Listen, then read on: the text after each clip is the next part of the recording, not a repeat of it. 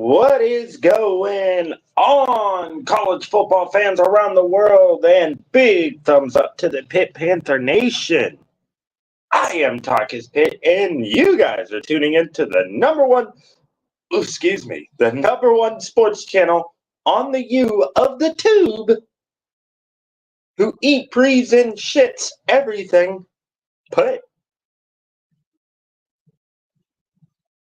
This is the first ever ACC recap show. I was going to do it on Mondays, but what I'm going to do now is I'm going to do it on Sundays now. I'm going to do this show on Sunday now instead of Monday, and I'm going to do the preview and prediction show on Friday instead of Thursday. The reason why I'm doing it that way is because a lot of people like to do their preview and predictions.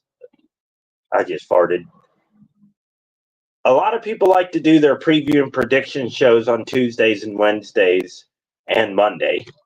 So I'm going to pick a day where not too many people are live because I'm not trying to step on anybody's toes, because I've already had people complain that I'm going live when they're going live. And I'm really not trying to step on anybody's toes, but here's the thing. I don't give a shit when you go live. I don't. If you go live and then I go live, oh well. That's just how it is. It looks like we got people starting to file in. Oh, God, I just gassed myself.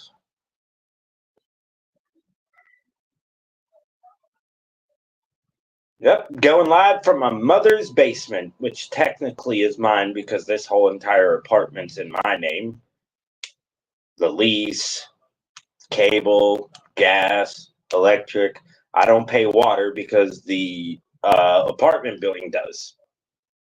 That's actually an ordinance in my city that if you live in an apartment building, the property owner actually has to pay the water bill, because too many property owners have stuck water bills from other people onto another tenant, so they passed an ordinance.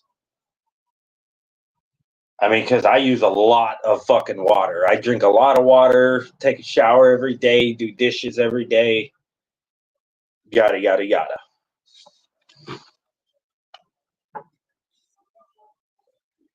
All right.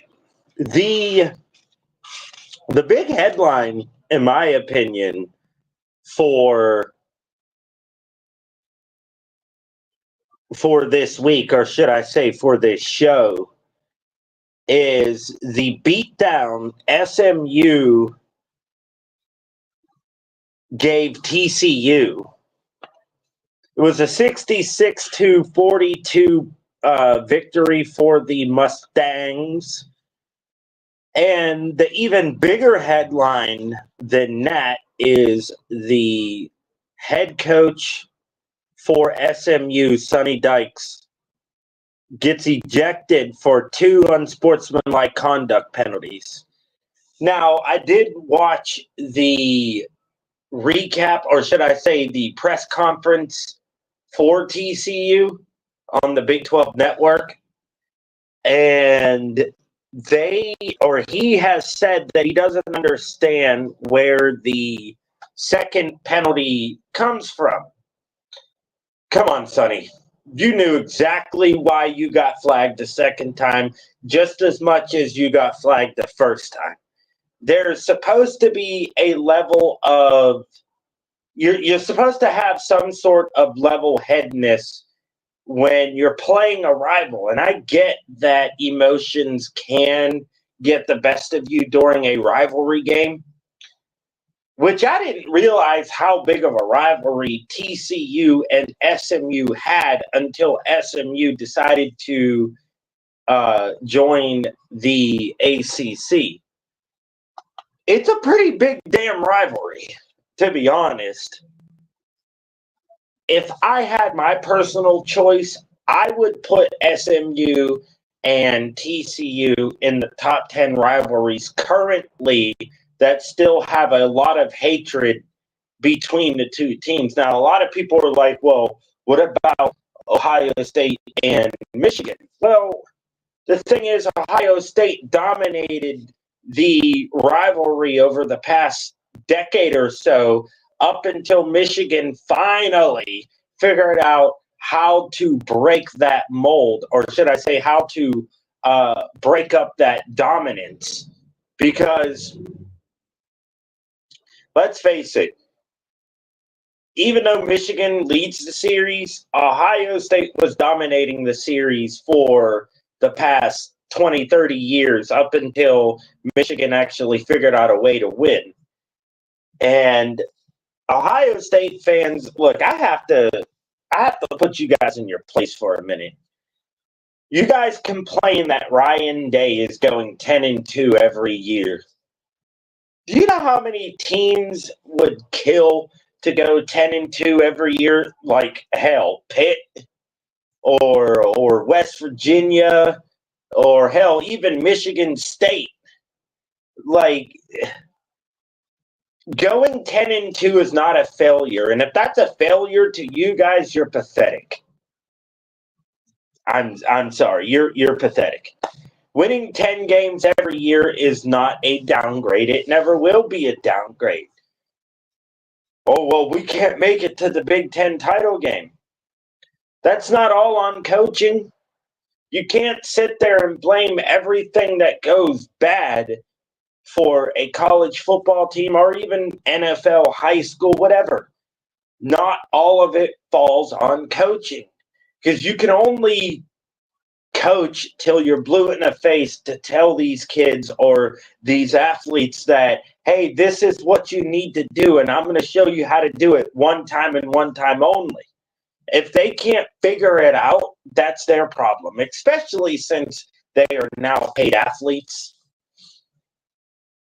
You can't sit there and blame coaching for their mistakes, unless you're West Virginia.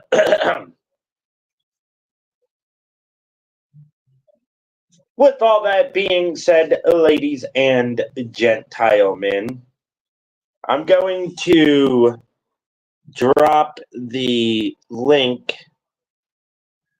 in the chat if anybody wants to come up on the panel.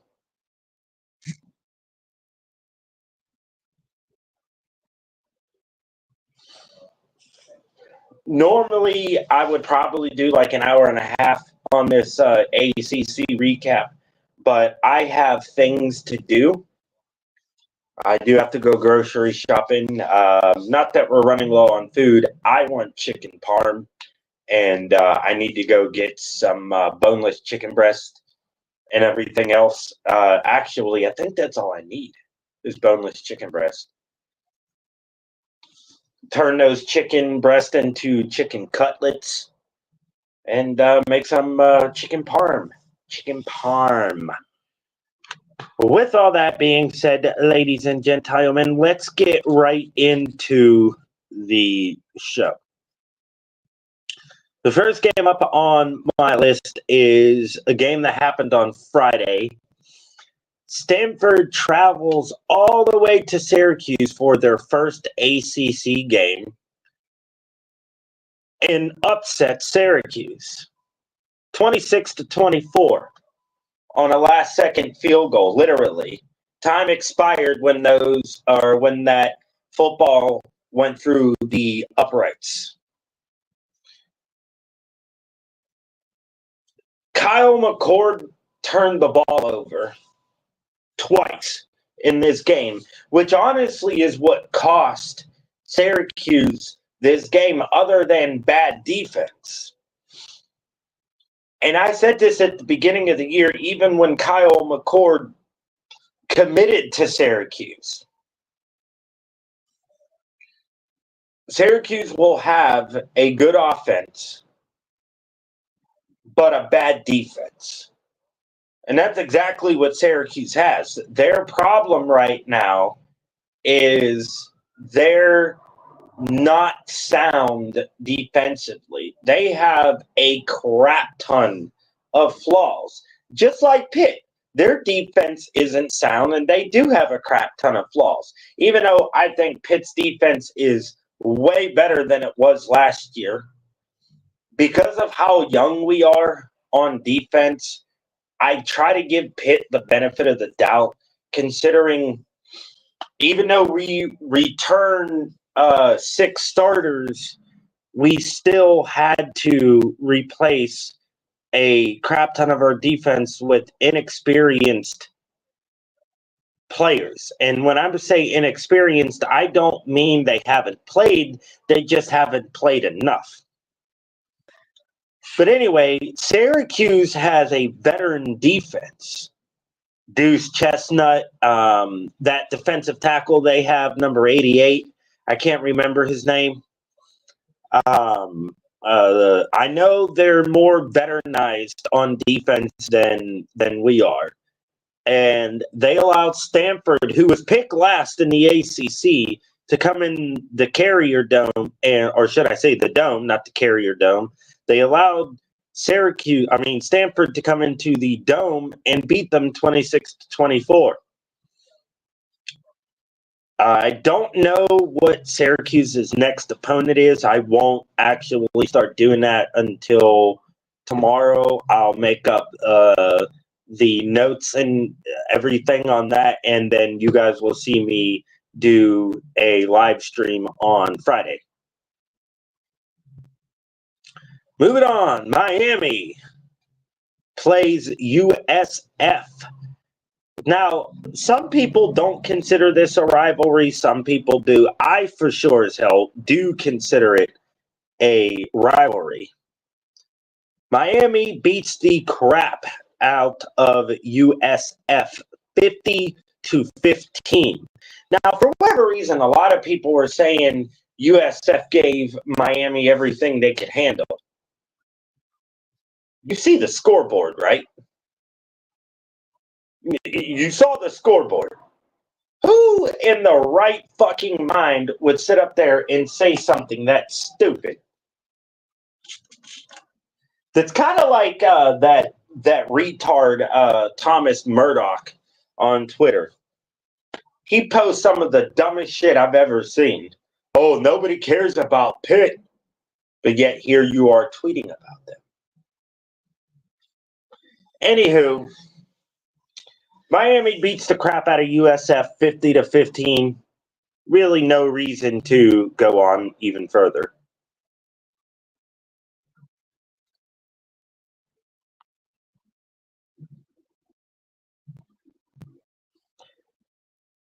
Georgia Tech plays Louisville. Louisville beats Georgia Tech 31-19.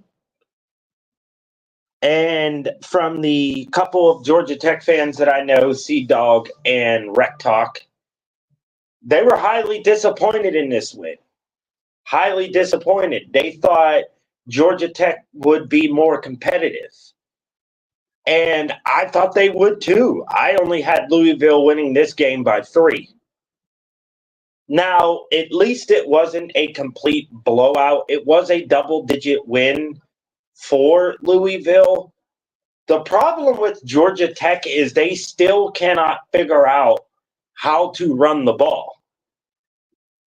And Rec Talk brought this up on his video. Hayes King, Georgia Tech's quarterback, may end up being the leading rusher for the Yellow Jackets. That's not necessarily a good thing. It's not a bad thing, but that's not necessarily a good thing. Now, how could that be a good thing? Well, at least Hayes King has the mobility to get himself out of sticky situations. The bad part about that is that's going to get him hurt. You can't afford for King to go down, because what that is going to force That's going to force Georgia Tech to rely on their defense to even win a game and hope that their offense gets lucky. So Louisville beats Georgia Tech 31-19. This next game, I did watch the first half, or should I say parts of that game. Clemson absolutely destroys NC State 59-35. I believe Clemson was up like 28-7. I think Clemson scored 28 points within the first quarter. And NC State tried, but what didn't help is their quarterback gets injured, and CJ Bailey has to come in and take over the reins, which I think he had to do this week. I can't remember for whatever reason off the top of my head when their injury occurred. Like I said, I'm running on low fuel. Usually I'll have a coffee before a live stream, but I forgot to make a coffee. Boston College versus Michigan State. And see, this game pisses me off because Pitt has never been able to beat Michigan State. And hats off to Boston College for doing something that we have not been able to do, and that's beat Michigan State. Boston College beats Michigan State 23-19. It was a close game pretty much the whole way. I do believe Boston College was down at some point, and they ended up coming back. I didn't watch the highlights of that game, so I'm just going out on a whim. Boston College beats Michigan State 23-19. Florida State gets their first win of the season against California. Unfortunately, California drops their first ACC game since entering the ACC. Look, California fans, I know you guys are pissed off, but you should be proud of yourself because you were picked to finish near the bottom of the ACC. And yes, you did unfortunately lose to Florida State, but that doesn't mean anything. I mean, it does as far as getting to the ACC championship, but you should still be proud because you guys are a lot better than even I thought you would be. Unfortunately, Florida State has to win a game somewhere. I did not bet or pick a winner for this game because I wasn't sure. And no disrespect to the California fans, but you guys have a crap ton of flaws. And a lot of the wins you guys have this year, you've had to pull out of your ass. Like the win at Auburn. To me, Auburn's not that good. And they haven't been good in, I don't know, a couple years. AIP, welcome. Coming into the chat says, my Tennessee Volunteers beat the Oklahoma Sooners last night, and he is very happy about that. Well, I'm glad you're happy about that. Very glad you're happy about that, AIP. I have nothing against Tennessee. Pitt and Tennessee needs to make another contract for another home and home series for the Johnny Majors Classic. Could that end up turning into a rivalry? It could.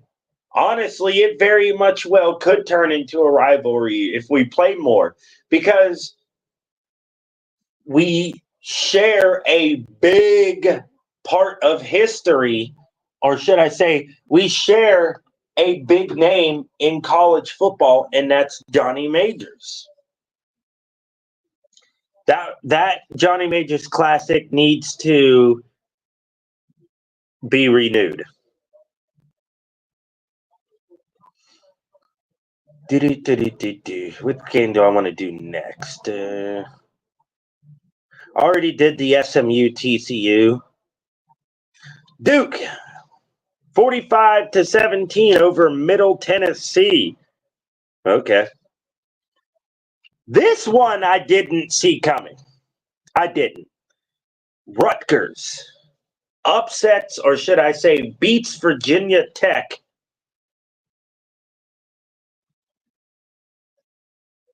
26-23. Sorry, I was reading a comment. Rutgers beats Virginia Tech 26-23. The funniest part about this game, the funniest part about Virginia Tech is when Kyron Drones was sacked in the end zone for a safety and then ended up kicking the ball out of the back of the end zone. Now, he was down before that ball came out in the back of the end zone, but it was just funny. Oh my God, it was funny. It was absolutely hilarious when Kyron Drones kicked that ball out of the back of the end zone when he got sacked. Now, I don't know too much about Rutgers. I do know Pitt used to play Rutgers in the Big East. And for whatever reason, a lot of people consider that a rivalry. I don't know why. Anybody who thinks that's a rivalry is stupid. AIP says, I am still disappointed that my Oklahoma State Cowboys lost to Utah yesterday, but at the same time, like I said again, I'm happy that Tennessee won. I assume that you'll definitely cheer for Oklahoma State against Penn State if they play each other. Oh, absolutely. I'll cheer for anybody that plays against Penn State. Fuck Penn State. All right? Fuck Penn State. Fuck their fans. Fuck Happy Valley. I can't believe I used to work up there. And it's just... I don't usually wish the worst upon a fan base, even West Virginia fans, but I wish the worst upon Penn State. Minus injuries in the football field. I don't wish injuries upon any player. I would chastise any Pitt fan that does that, and I have, because they're just kids. Leave them alone.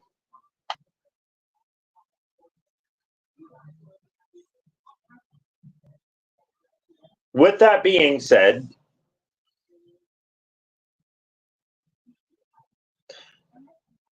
they are a rival, AIP. Penn State is a rival. Penn State can say whatever they want, but when two fan bases hate each other, and when they play each other in any sport, all they do is talk shit to each other, that is a rivalry.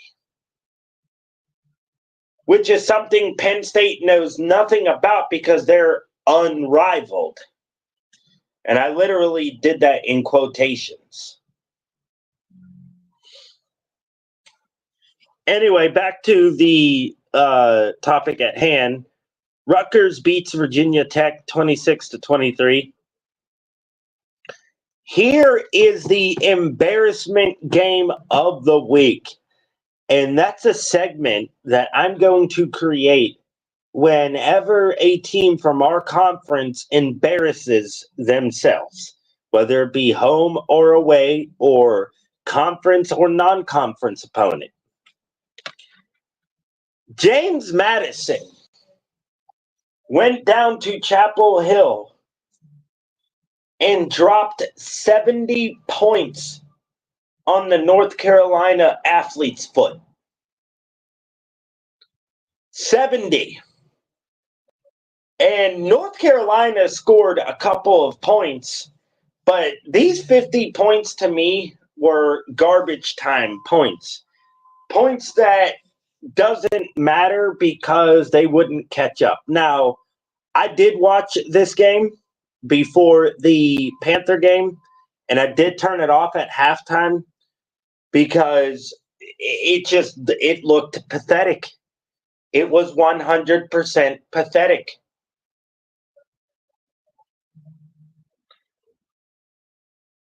You let James Madison come into your house and drop 70 points on you. Shame on you, North Carolina.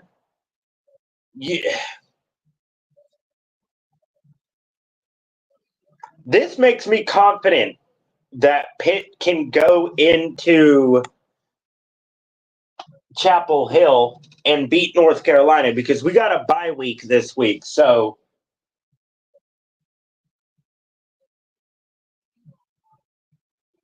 hold on one second, y'all.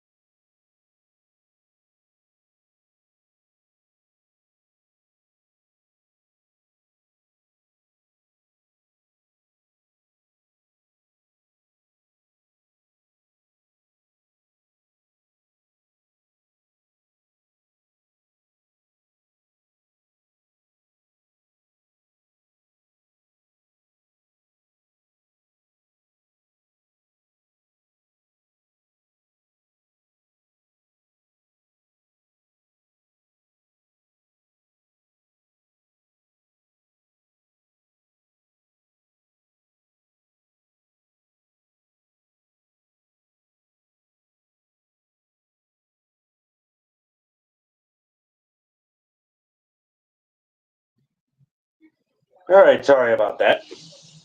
Where was I? Yeah, James Madison. This makes me really confident that we can go down in Chapel Hill and finally beat North Carolina. James Madison dropped 70 on them. And yes, North Carolina did score 50, but come on, North Carolina, you were never winning this game from the start. You should have won this game. I mean, I picked you guys to win by 14, but Jesus fucking Christ.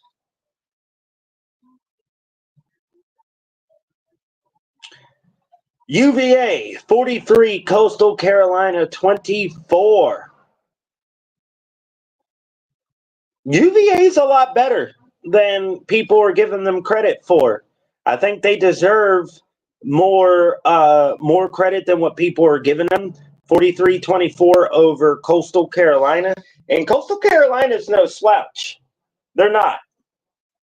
They're a decent team, but UVA was just better in this instance. So UVA, they win 43-24. And the last game that I'm going to talk about is Pitt dropping 73 on Youngstown State. Eli Holstein is the savior of the program. And for those haters out there who are saying, oh, he'll transfer to a better school, I hope you catch Lou Gehrig's disease. I really do. Eli Holstein is going nowhere, and he's even addressed that in a press conference. He says he sees what people say, and he said he even sees what Alabama fans have said about him. Because for whatever reason, Alabama fans are talking shit on Eli Holstein. For what, though? Oh, well, he wasn't good. He was only fifth string. He was a freshman quarterback who was sitting behind three other quarterbacks who already have experience. And I mean a crap ton of experience. Now, people are like, well, Nate Yarnell has experience. Yeah, but he doesn't have the experience that Alabama quarterbacks have.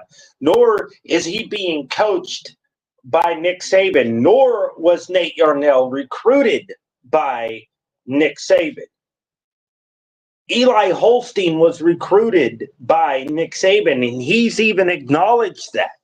He says Eli Holstein is one hell of a quarterback, and Pitt has their quarterback of the future. And that's just how it is. But, oh, man. That is all I got for today's video or today's live stream, everybody. it is Sunday and a lot of NFL teams are playing, so I didn't really expect a lot of people to come here.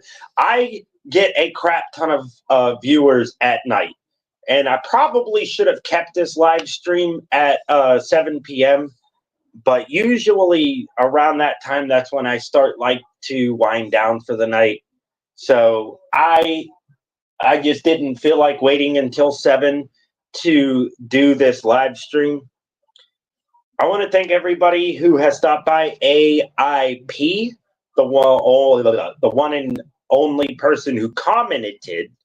I had a few lurkers and jerkers, which I know a couple of them are Penn State fans, because I just got done arguing with those retards a few minutes ago. And look, Penn State fans, I know you guys don't like it when we call you pedophiles, but if you're going to sit up there and say dumb shit like Sandusky was innocent, you're a pedophile. Just how it is. Like, comment, and subscribe if you have not already. Click the notification bell to stay up to date for more Pitt and college football content. Also, check out the Cash App link in the description so you can send your donations to my channel. I will catch you guys back here tomorrow for another video. Not sure what video that is going to be. Probably something random. And yeah, later.